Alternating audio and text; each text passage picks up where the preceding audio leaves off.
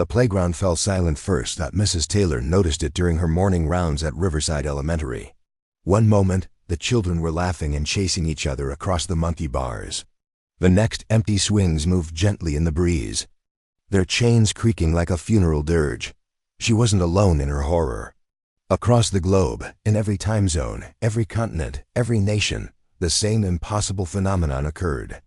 Children under the age of 16 simply vanished. No flash of light, no sound, no trace. They were simply gone. Admiral Kane stood in the Pentagon's crisis center, watching reports flood in from every corner of Earth. His weathered face remained stoic, but his hands trembled slightly as he processed the magnitude of what had happened. Nearly 2 billion children, gone. "Sir," Lieutenant Mills approached with trembling hands holding a tablet. "We're receiving transmissions from orbit.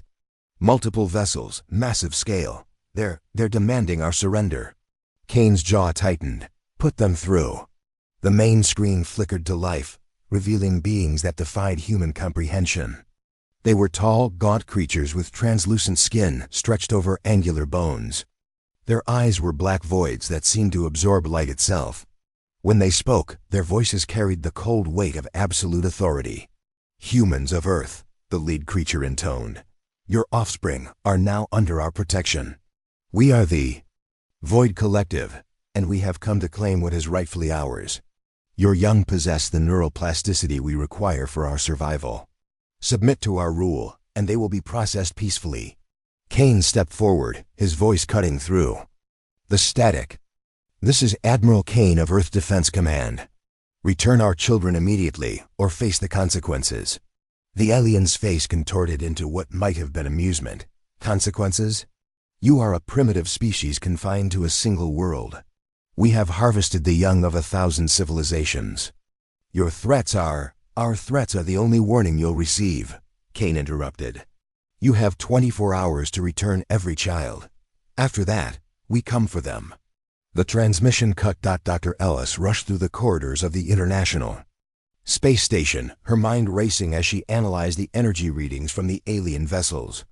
She had dedicated her life to studying theoretical physics, but nothing had prepared her for this. The ships above Earth were massive, each one easily the size of Manhattan, and there were dozens of them. "The energy signatures are unlike anything in our databases," she reported to the Emergency Council. "But there's something else. I'm detecting life signs, small, human-sized life signs, concentrated in the central vessels. Every great journey starts with a few brave explorers. Sci-fi stellar conflict is just beginning, and your support means everything. If you're hungry for HFY battles and tales of human valor against alien might, hit subscribe, it's free, and it helps us bring these front lines to you." Captain Brooks gathered his reconnaissance team in the pre-dawn darkness. They had been monitoring the alien vessels for 18 hours, and what they'd discovered chilled him to the bone. The ships weren't just weapons, they were collection centers. "Listen up," he addressed his team. "Intelligence suggests the children are being held in suspended animation aboard those vessels. The aliens aren't just invaders, they're harvesters. They've done this before, to other worlds." Sergeant Davis, a father of 3, clenched his fists. "How many other worlds?" "According to the intercepted communications, hundreds, maybe thousands." Brooks paused, letting the weight of that revelation settle. "But here's what those creatures don't understand about humans. We don't just fight for territory or resources, we fight for family." Across the globe, similar scenes played out. Parents who had never held weapons learned to fire rifles. Engineers who had built bridges began constructing siege engines. Scientists who had devoted their lives to peaceful research turned their brilliance toward instruments of war. The aliens had made a critical error in their calculations. They had assessed human military capability, technological advancement, and industrial capacity.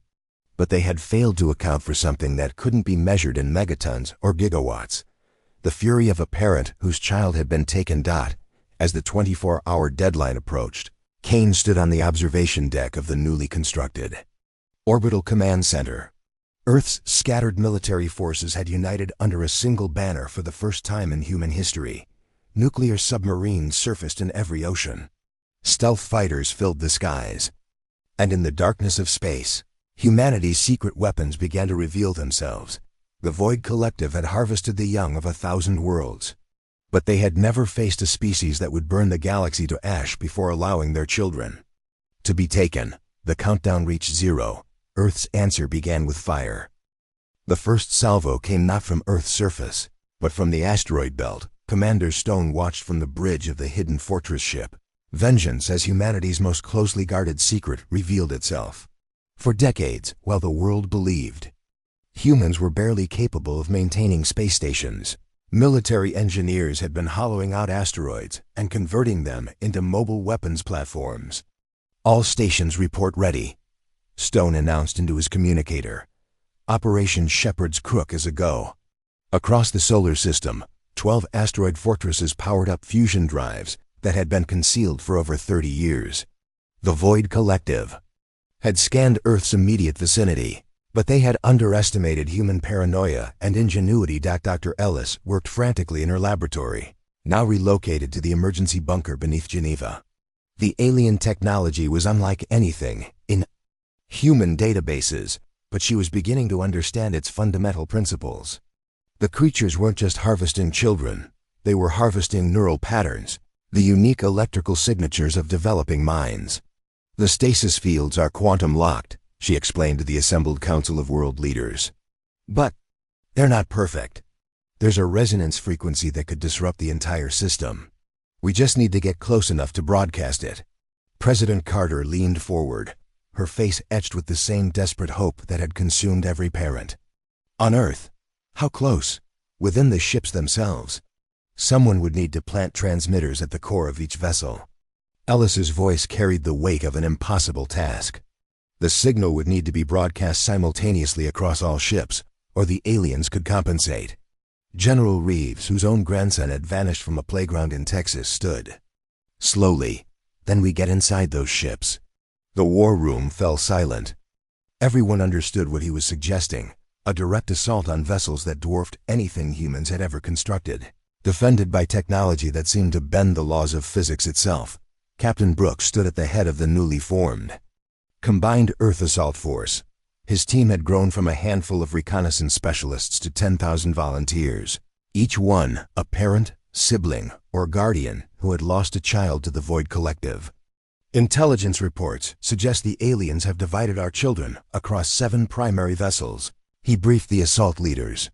"Each ship is approximately 15 kilometers long and houses between 2 and 300 million children in stasis pods." The numbers were staggering. Sergeant Davis raised his hand. "What about defenses?" "That's where it gets interesting," Brooks replied, activating a holographic display. "The aliens' technology is advanced, but it's specialized. They've never faced a species that fights back after the harvest. Their defenses are designed to suppress planetary populations, not repel boarding actions." Dr. Ellis joined the briefing, her tablet displaying the energy readings she'd been studying. "There's something else. The aliens aren't just technologically different, they're biologically different. Their neural patterns operate on completely different frequencies than ours. They literally cannot comprehend certain types of human behavior." "What kind of behavior?" asked Commander Stone, joining the meeting via satellite link from the asteroid. "Belt, sacrifice," Ellis replied simply. "Their entire civilization is built around self-preservation and individual survival. The concept of willingly risking one's life for others is completely alien to them. They've never developed defenses against it because they can't conceive of it." The revelation sent a ripple of grim satisfaction through the assembled leaders. Humanity's greatest weakness, their emotional attachment to their young, had become their greatest weapon. Admiral Kane coordinated the global response from his command center. Every nation had contributed their most advanced military assets. The secretive aerospace programs that had been denied and hidden for decades were finally revealed. Orbital bombardment platforms, cloaked fighter squadrons, and weapons that existed only in the darkest corners of government black sites. "The asteroid fortresses are in position," reported Commander Stone.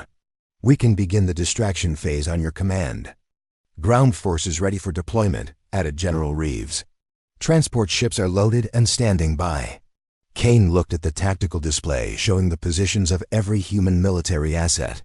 It was the largest coordinated military operation in human history, launched not for conquest or ideology, but for the simple right of parents to protect their children. "Dr. Ellis," he said quietly, "how long do we have once the assault begins? The aliens will realize what we're doing within minutes," she replied. "Once they understand we're not trying to destroy the ships but rescue the children, they'll begin contingency protocols. We estimate 30 minutes before they start eliminating the children to prevent rescue. 30 minutes to save 2 billion lives." Kane activated the global communication system. "This is Admiral Kane to all forces. Operation Shepherd's Crook is now active. Remember, we're not just fighting for Earth. We're fighting for every child.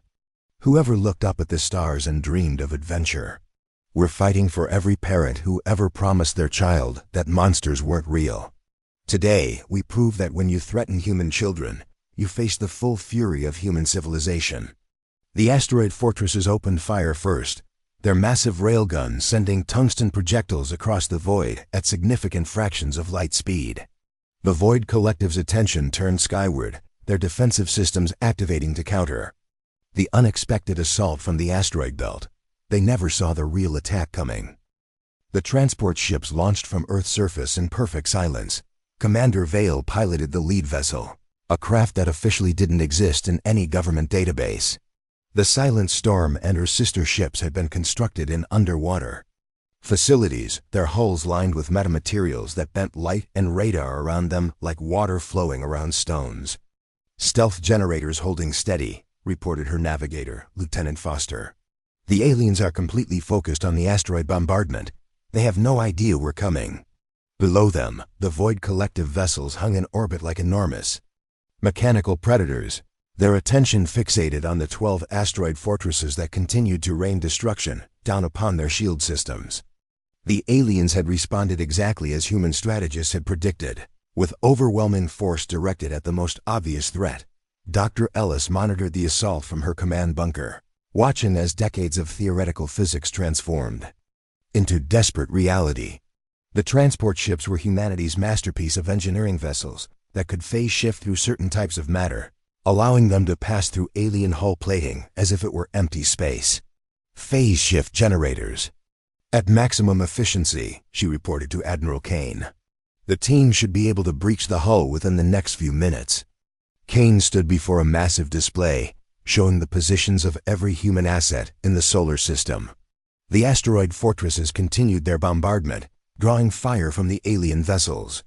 Meanwhile, 50 transport ships approached their targets, each one carrying 100 of Earth's most elite soldiers. "All teams, this is command," Kane broadcast.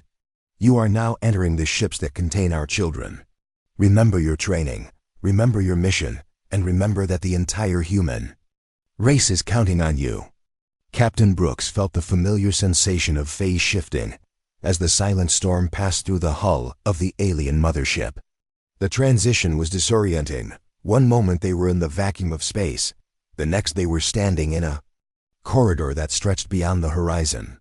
"Jesus," whispered Sergeant Davis, staring at the impossible architecture surrounding them. "How big are these things?" The alien vessel's interior defied human comprehension. Corridors twisted and curved in ways that seemed to ignore three-dimensional geometry. Walls pulsed with bioluminescent patterns that hurt to look at directly. And everywhere, the sound of breathing slow, rhythmic, like a sleeping giant. "That's the stasis system," Brooks realized. "The entire ship is designed around keeping the children unconscious. Move out. We have 27 minutes." The assault teams spread through the alien vessels like antibodies through a diseased system. Each team carried Dr. Ellis's resonance transmitters, devices that would broadcast the specific frequency needed to disrupt the alien stasis fields. But first, they had to reach the core of each ship. The Void Collective had finally realized what was happening.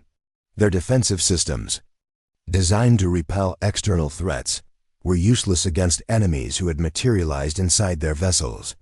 Alien soldiers began mobilizing, their translucent forms moving through the corridors with predatory grace. Sergeant Davis encountered the first alien warrior in a chamber filled with floating stasis pods. The creature was taller than any human. its limbs ending in razor-sharp claws that could slice through steel. But it moved with the confidence of a predator that had never faced true resistance. Davis didn't hesitate. He opened fire with his pulse rifle, the weapon's rounds tearing through the alien's torso. The creature fell, its black eyes wide with something humans recognized as surprise. The Void Collective had harvested the young of 1,000 worlds. But they had never faced parents who fought back. Commander Stone coordinated the asteroid fortress bombardment from his position in the belt. The alien vessels were responding to their attacks, their defensive systems draining power from other ship systems. Every joule of energy the aliens spent on shields was energy they couldn't use to maintain the stasis fields. "This is Stone to all ground teams," he broadcast. "The alien power systems are fluctuating. Whatever you're doing in there, it's working. The stasis fields are beginning to destabilize." Dr. Ellis watched her instruments with growing excitement. The resonance transmitters were working. As each team reached the core of their assigned vessel and activated their device, the quantum locks holding the stasis fields began to collapse. "We're seeing widespread system failures across the alien fleet," she reported. "The children are beginning to wake up." But the Void Collective had contingency plans.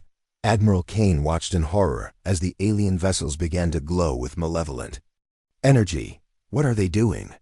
"They're preparing to incinerate the ship cores," Ellis replied, her voice tight with panic. "If they can't keep the children in stasis, they'll destroy the evidence. We have less than 10 minutes before they trigger a cascade reaction." Kane activated the emergency channel.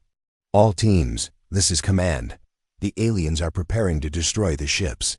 You need to get those children out now." Captain Brooks heard the transmission as his team reached the core of their assigned vessel. The sight that greeted them would haunt him for the rest of his life. Thousands of stasis pods stretched in every direction, each one containing a sleeping child. Human children, but also others young beings from dozens of different species, all sharing the same peaceful expression of forced slumber. "My God," breathed one of his soldiers. "How many worlds have they done this to?" "Doesn't matter now," Brooks replied, activating his transmitter. "Today, it ends." The resonance pulse spread through the alien vessel like a wave of liberation. Stasis pods began to crack open, their occupants stirring for the first time in days. Human children opened their eyes to find themselves surrounded by soldiers in Earth Defense Force uniforms, while the young of other species awakened to the sound of alien systems failing around them. But the Void Collective's revenge was already beginning. Deep within each vessel, fusion cores started to overload. The aliens would rather destroy everything than allow their harvest to be reclaimed. Brooks activated his communicator. "Command, this is Team Alpha. We have contact with the children, but the ship is beginning to destabilize. We need immediate evacuation." Kane stared at the tactical display. 50 teams, spread across 7 massive vessels, each one about to become a miniature sun. The transport ships could phase shift back through the hulls, but only if they could reach their assigned pickup points. "All teams, begin immediate evacuation," he ordered. "Phase shift generators are at maximum power. Get our children home." The race against annihilation had begun. The first explosion came from the smallest alien vessel. Dr. Ellis watched in horror as the ship's fusion core breached containment, turning 15 kilometers of alien architecture into expanding plasma. The silent storm had just cleared its hull, carrying 300 human children and twice as many young from other species. "We lost Team Delta," reported Admiral Kane, his voice hollow. "The entire 7th vessel is gone." But the other teams were moving. Throughout the remaining 6 alien ships, Earth Defense Force soldiers carried sleeping children toward extraction points while the vessel's infrastructure collapsed around them. The Void Collective had begun their scorched Earth protocol, preferring to destroy their harvest rather than lose it to the humans. Captain Brooks hefted a small girl in his arms as he ran through corridors that were beginning to warp and buckle. The alien ship's geometry was failing. Passages that had led forward now curved back on themselves. Behind him, his team carried as many children as they could manage, their training taking over as the impossible became routine. "Brooks to command," he gasped into his communicator. "We're approaching extraction point Alpha 7, but the ship's layout is changing." The corridors are. They're not following normal physics anymore. The alien space folding technology is failing, Dr. Ellis replied from her bunker. The ship is reverting to its actual dimensions. You need to move faster. Sergeant Davis brought up the rear, his pulse rifle tracking the alien soldiers that pursued them. The creatures moved differently now, their predatory confidence replaced by something approaching desperation. They had never lost a harvest before, and the concept of failure was driving them to increasingly erratic behavior. Contact rear, Davis called out, dropping to one knee and opening fire. Multiple hostiles, closing fast. The alien warriors charged without their usual tactical precision. They had been bred for hunting terrified prey, not for fighting soldiers who had nothing left to lose. Davis's rifle rounds found their marks, but more creatures kept coming. Lieutenant Foster piloted the Silent Storm through the disintegrating alien vessel, following guidance signals from the ground teams. The ship's phase shift generators were operating at dangerous levels. The technology pushed far beyond its designed limits. I'm reading massive power fluctuations from the alien core, she reported.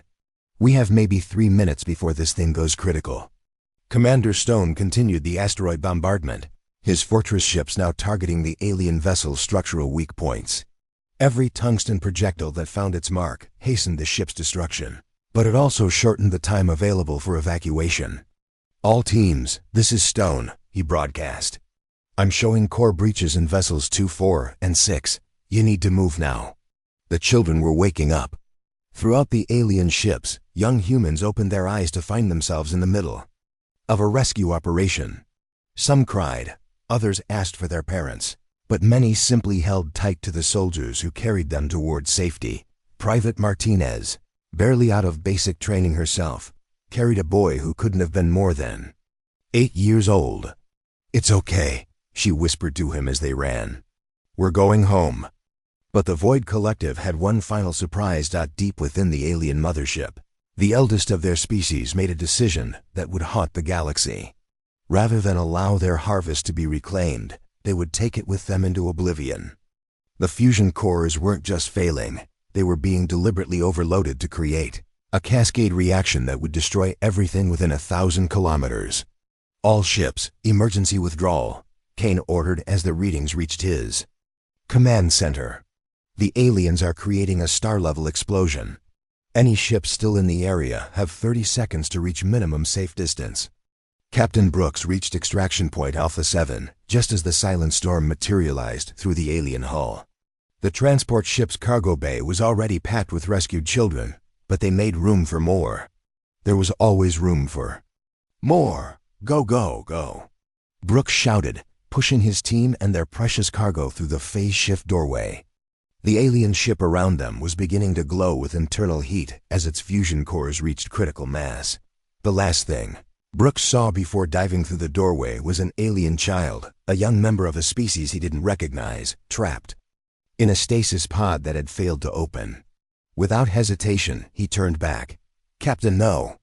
Sergeant Davis grabbed for him, but Brooks was already moving.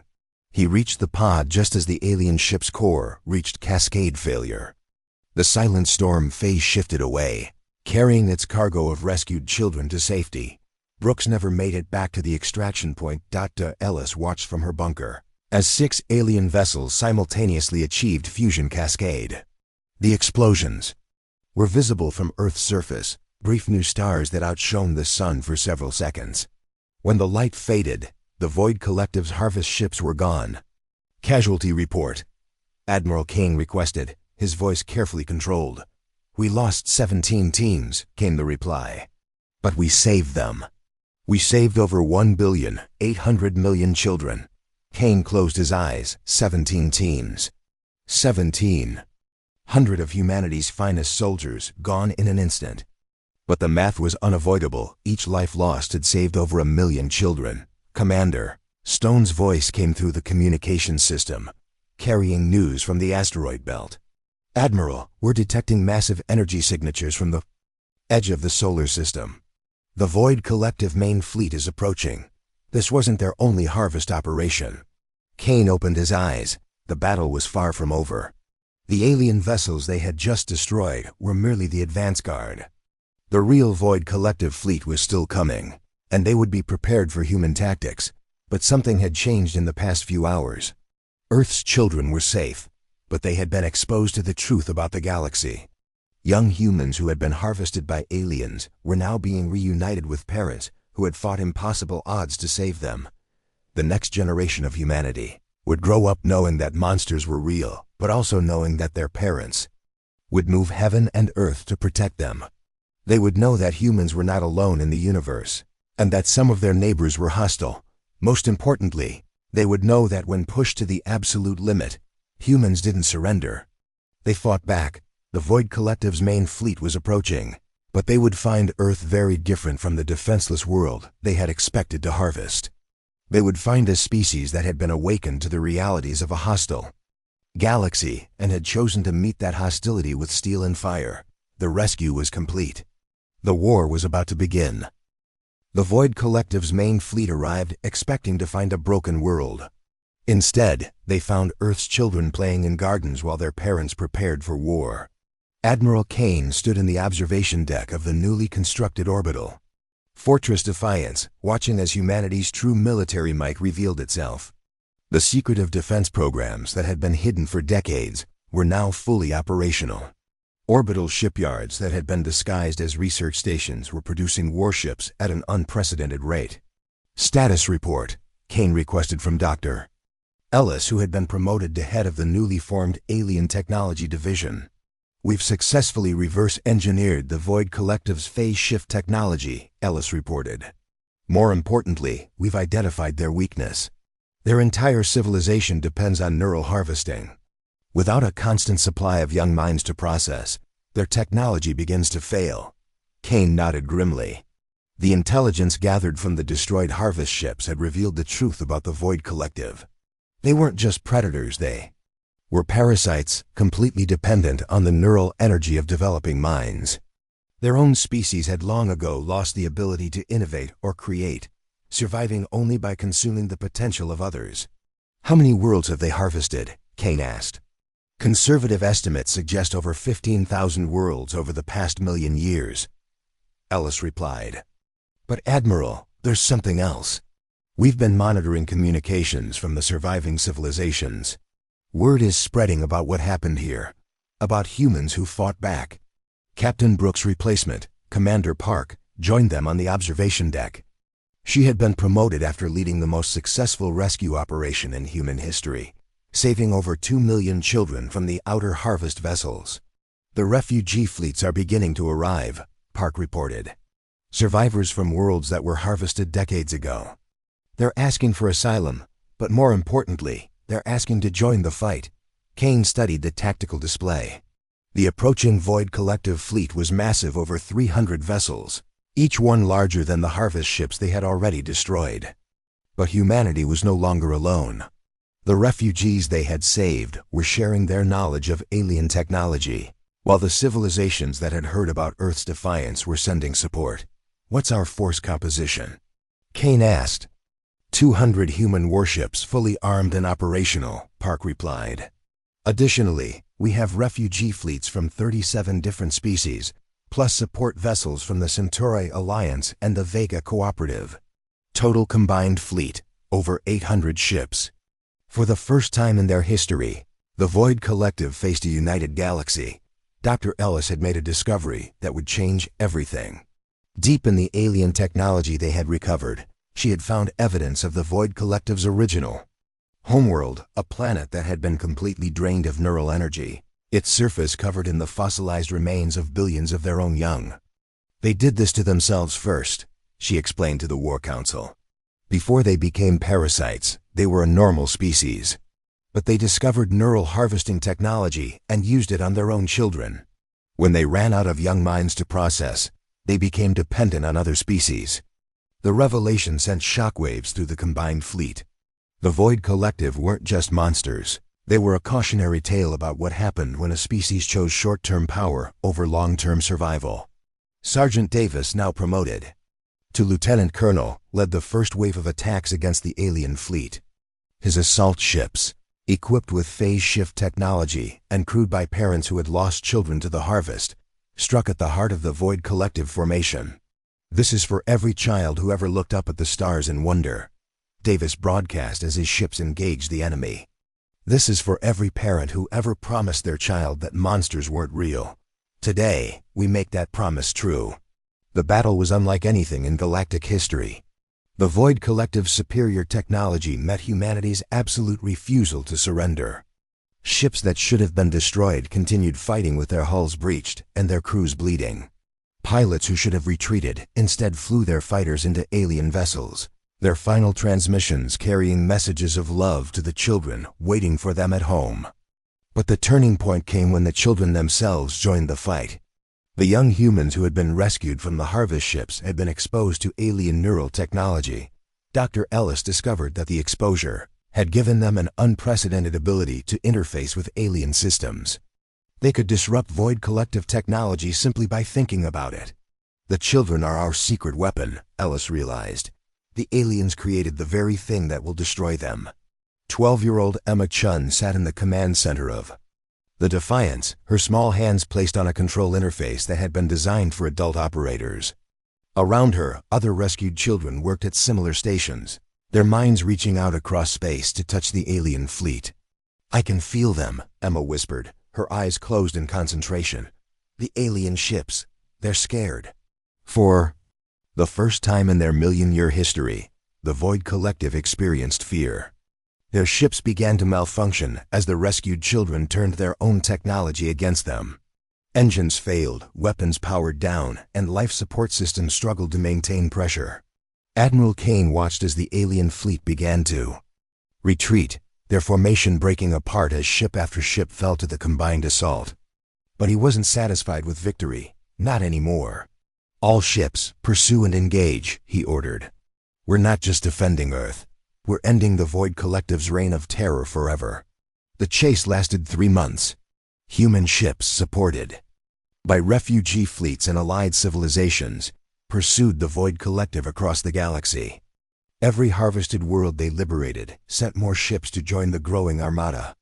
Every species that had lost children to the aliens added their strength to humanity's cause. The final battle took place in the Void Collective's home system, above the dead world where their species had first learned to consume their own young. The remaining alien fleet made their last stand above the fossilized remains of their civilization's greatest mistake. Commander Park led the assault, her ship Shepherd's Promise diving through the alien defensive lines. Behind her, ships from dozens of species followed, their crews united by a shared determination to end the cycle of harvest and horror. The battle was brief but decisive. The Void Collective's remaining ships were destroyed, their crews scattered to the solar winds. But as the last alien vessel fell, Dr. Ellis made a final discovery. "Admiral," she reported from her science station, "I'm detecting massive energy signatures from the planet's surface. The Void Collective, they're not extinct, they're dormant. There are billions of them in stasis beneath the surface." Kane studied the readings. The entire planet was one vast hibernation chamber, filled with the sleeping forms of the species that had once conquered the galaxy. They had been waiting for their harvest fleets to return with enough neural energy to awaken them. "What do you recommend, Doctor?" Kane asked. Ellis looked at the data, then at the children who had fought beside them. Emma Chun and her fellow survivors had proven that the universe's greatest strength lay not in consuming others, but in protecting the innocent. "We leave them sleeping," Ellis said finally. "But we leave monitors. If they ever wake up, if they ever try to harvest again, we'll be ready." The war was over, but humanity's role in the galaxy was just beginning. Earth became the center of a new alliance, dedicated to protecting young life wherever it might be found. The children who had been rescued from the harvest ships grew up to become explorers, scientists, and guardians, spreading across the galaxy with a simple message: touch our young and face the consequences. The Void Collective had learned too late that some species would burn the galaxy to ash before allowing their children to be taken. Humanity had taught the universe a lesson that would echo through the stars for generations to come. In the end, the greatest victory wasn't the destruction of the alien fleet or the liberation of countless worlds. It was the simple fact that human children could once again play in gardens while their parents watched, knowing that the monsters were real, but also knowing that there were those who would fight them. The galaxy was a dangerous place, filled with wonders and terrors beyond imagination. But it was also a place where love could triumph over fear, where parents would cross the void itself to protect their young, and where the laughter of children playing could be heard even among the stars. Humanity had answered the darkness with light, and the universe would never be the same.